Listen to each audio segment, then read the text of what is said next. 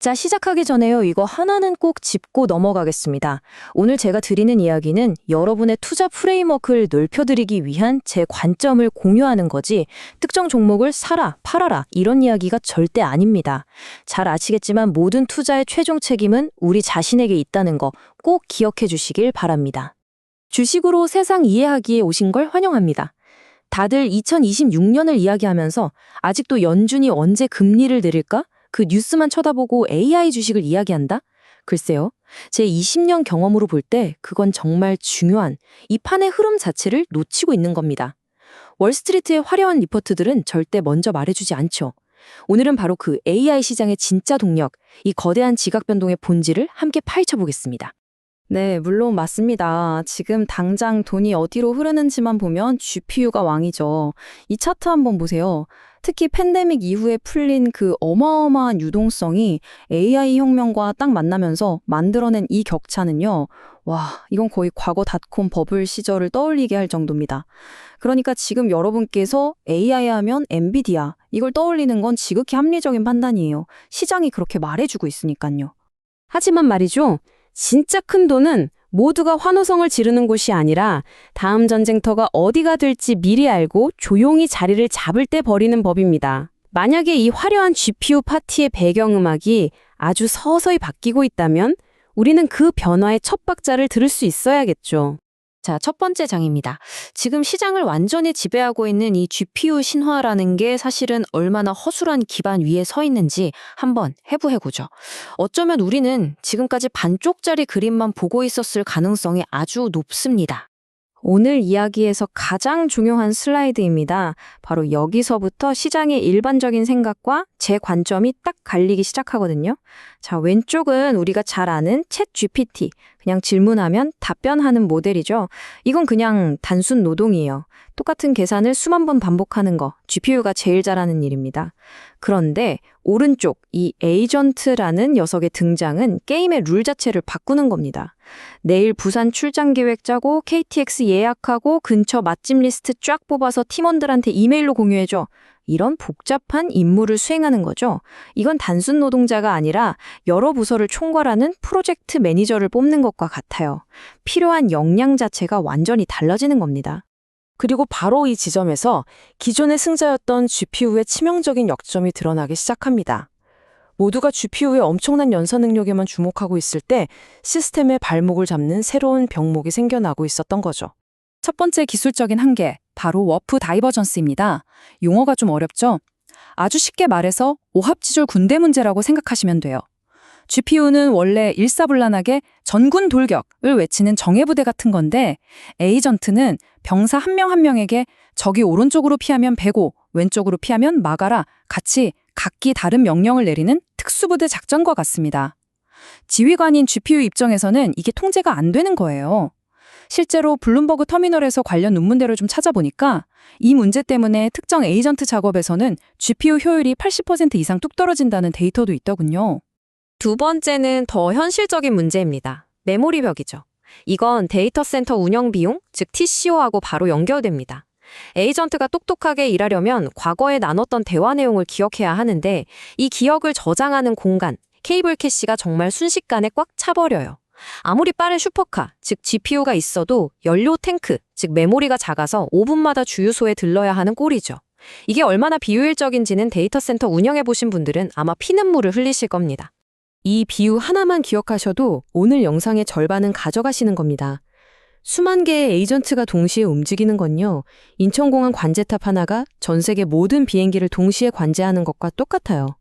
이럴 때 비행기 엔진 성능, 즉 GPU가 중요한 게 아니라 이 모든 걸 충돌 없이 안전하게 조율하는 관제탑, 즉 CPU의 능력이 시스템의 생사를 결정하게 되죠. 지금 AI 데이터 센터에서 벌어지는 일이 바로 이겁니다. 강력한 관제탑이 정말 절실해진 거죠. 그런데 여기에 월스트리트 분석가들이 계산기 두드릴 때 자주 빼먹는 게 있어요. 바로 숨겨진 세금, 오케스트레이션 텍스라는 게 붙습니다. 이 목록들 한번 보세요. 보안, 데이터 암호화, API 호출, 이건 전부 기업의 실제 운영 비용입니다. GPU는 이런 꾸준히 일을 못해요. 이건 오로지 CPU의 몫이거든요. 에이전트 시대가 되면서 이런 운영 비용이 기하급수적으로 늘고 있는데 다들 GPU 연산량이 얼마나 늘었나 그 숫자만 보고 있는 겁니다. 전형적인 착시 현상이죠. 자, 그래서 판이 바뀌고 있는 겁니다. 지난 20년 가까이 조연으로 완전히 밀려났던 왕, CPU가 다시 데이터 센터에 지휘권을 놓고 전쟁을 시작한 거죠. 이건 과거 반도체 슈퍼사이클의 데자뷰와도 같습니다. 이건 제 추측이나 이론이 아닙니다. 지금 바로 이 땅 위에서 벌어지고 있는 현실이에요. 이 위성 사진은 KB증권 리서치에서도 인용했던 자료인데요. 마이크로소프트의 새 AI 데이터 센터입니다. 왼쪽에 거대한 GPU 건물이 있고 바로 그 옆에 거의 맞먹는 규모의 CPU 전용 건물이 떡하니 올라가고 있죠. 이건 뭘 의미하냐? 아키텍처가 물리적으로 분리되고 있다는, 즉 역할 분담이 시작됐다는 가장 확실한 물증인 겁니다. 자, 이 차트가 오늘 제가 여러분께 진짜 보여드리고 싶었던 알파입니다. 월스트리트가 보여주는 그 화려한 GPU 성장률 차트 뒤에 숨겨진 진짜 지도죠. 다른 건 다 잊으셔도 좋은데 저 붉은색 선, AMD 데이터 센터 CPU 코어 수의 기울기를 한번 보세요. 2024년 이후로 거의 수직으로 꺾여서 올라갑니다. 이게 바로 새로운 사이클이 이미 시작됐다는 가장 강력한 데이터 증거입니다. 이런 흐름은 저 같은 외부 전략가만 보는 게 아니에요. 이 산업의 심장부에 있는 사람들이 먼저 느끼고 있죠. AMD의 리사수 CEO가 실적 발표에서 균형 잡힌 비율을 언급한 건 그냥 좋은 말이 아닙니다. 이봐요, 우리 CPU 없이는 당신들 AI 데이터 센터 제대로 안 돌아갈 겁니다. 라는 시장을 향한 아주 강력한 시그널이었던 거죠. 그럼 이 새로운 전장에서 과연 누가 왕좌를 차지할 것인가? 현재 4개의 거대 세력이 정말 치열하게 격돌하고 있습니다. 각 플레이어의 전략과 약점을 하나씩 날카롭게 짚어보죠. 첫 번째 전선은 20년간 이어진 X86의 전쟁입니다. AMD는 레고 블럭처럼 칩을 착착 붙이는 칩렛 구조로 원가와 성능을 다 잡으면서 지난 10년간의 승자가 됐죠. 반면에 인텔은 모놀리식이라는 장인 정신을 고집하다가 시장의 흐름을 놓치고 완전히 뒤처졌습니다. 최근에야 정신 차리고 추력하고 있지만 글쎄요, 반도체 사이클에서 한 번 뒤처진 실행 속도는 따라잡기가 정말 어렵습니다. 하지만 이렇게 승승장구하던 AMD에게도 아킬레스건이 보이기 시작합니다. 우리 같은 투자자라면 바로 이 지점을 파고들어야죠.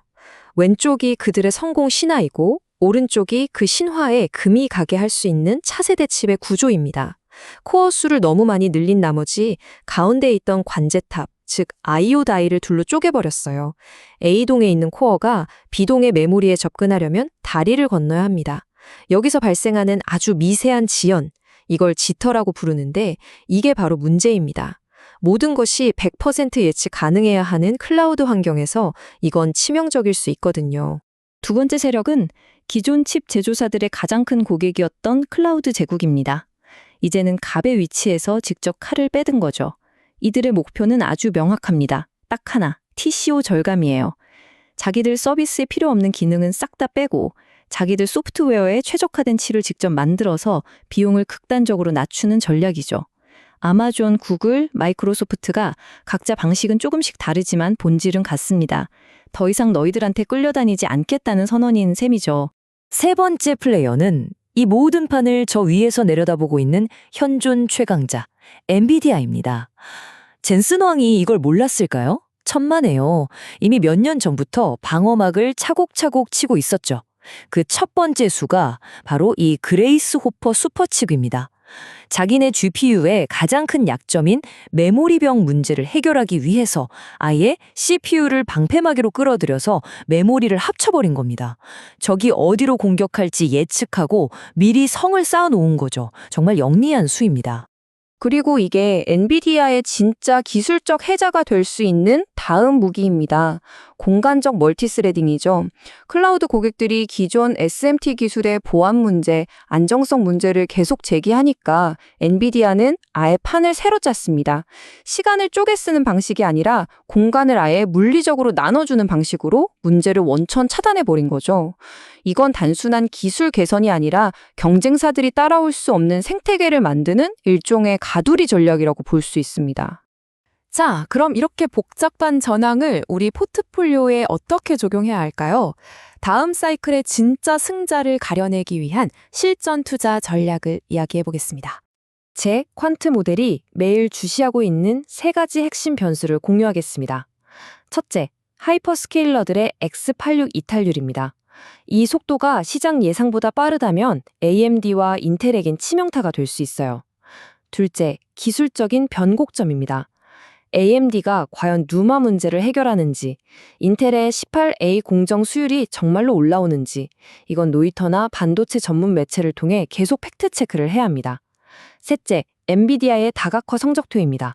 GPU 매출은 이제 당연한 거고요. DPU나 네트워킹 같은 비GPU 매출 비중이 꾸준히 늘어나는지가 이 기업의 진짜 해자를 증명하는 숫자입니다. 제 20년 투자 철학을 딱 한 문장으로 압축하면 이렇습니다. 잃지 않는 투자의 핵심은요, 모두가 환호하는 곳에 뒤늦게 뛰어드는 게 아니라 다음 병목이 생길 곳, 그 길목을 미리 지키고 서 있는 겁니다. 지금 그 병목이 GPU에서 CPU로 넘어가고 있는 거고요. 그래서 지금 같은 구간에서는 섣부르게 풀매수를 외치기보다는 이 사파전의 승자가 누구인지 데이터를 차분히 확인하면서 관망 및 비중 조절 스탠스를 유지하는 것이 훨씬 현명합니다. 결국 주식시장은 예측의 영역이 아니라 끊임없이 변화하는 현실에 어떻게 대응하고 살아남느냐의 무대니까요. 여러분의 투자 프레임워크가 오늘 이 시간을 통해 한 단계 더 업그레이드 되셨기를 바랍니다. 주식으로 세상 이야기였습니다. 구독, 좋아요, 알림 설정은 제게 정말 큰 힘이 됩니다.